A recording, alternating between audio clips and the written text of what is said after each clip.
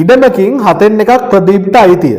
ඔහු එම ඉඩමේ ඔහුට අයත් නොවූ කොටසින් 4න් එකක් මිලටගෙන මුල් ඉඩමට යා කර ගනී. හරිද? ප්‍රදීප් මිලදීගත් ඉඩම් කොටස් මුළු ඉඩමෙන් කවර භාගයක්ද? දැන් මෙයාට මම මේ පළවෙනි ගණන් දෙක තුන හින්දා මම මේ ඇඳලා පැහැදිලි කරනවා. දැන් මේ ඉඩමක් තියෙනවනේ. මේ ඉඩමෙන් 4න් එකක් 7න් 3ක් ප්‍රදීප්ටයි තියෙනවා.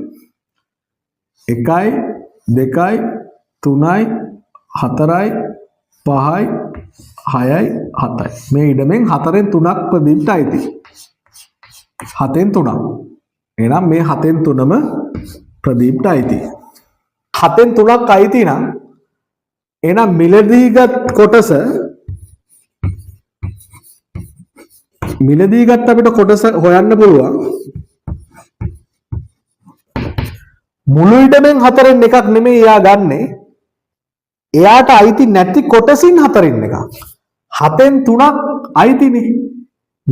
අයිති නැත්තේ 7න් 4යි. ඒකෙන් 4න් එකක් තමයි එයා ගන්නෙ. මුළු ඉඩමෙන් මුළු ඉඩම 4කට බෙදලා එකක් නෙමෙයි. අයිති නැති කොටසෙන් 4. එහෙනම් මේ 4ට මේ 4 කැපෙනවා.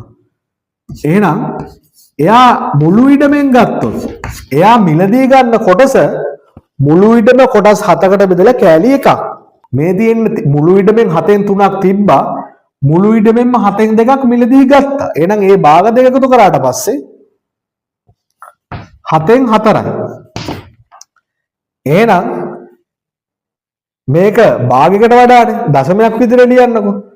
4ට 4ක් බිඳුවයි 40ට 4ක් 5යි 4ක් 5 35යි 5ක් ඉතුරුයි 50ට 4ක් 9යි. එහෙනම් 0.5යි 9ක්. එහෙනම් මේක භාගයට වඩා නැත්නම් 0.5ට වඩා වැඩි. 0.5ට වඩා වැඩි. 0.5යි 9 කියන්නේ. ඒ කියන්නේ එයාට දැනටමත් 8ක් තිබ්බනම් 4 ආවනම් 8න් 4යි නම් හරියටම භාගයයි. 7න් 4යි කියන්නේ 0.5යි 9යි. භාගයකට වඩා වැඩි දැන් එයාට. දැක්කනේ මුළු ඉඩමෙන් එකෙන් ගන්න මේ. ඔහු එම ඉඩමේ ඔහුට අයත් නොවූ කොටසින් 4න් එකක්. මෙන්න මේ අයත් නොවූ කොටසින් දැන් මේ තියෙන්නේ. මේක ලස්සනට බෙදෙනවා. ඒක 4කට බෙදලා එකක් තමයි එයා මිලදී ගන්න.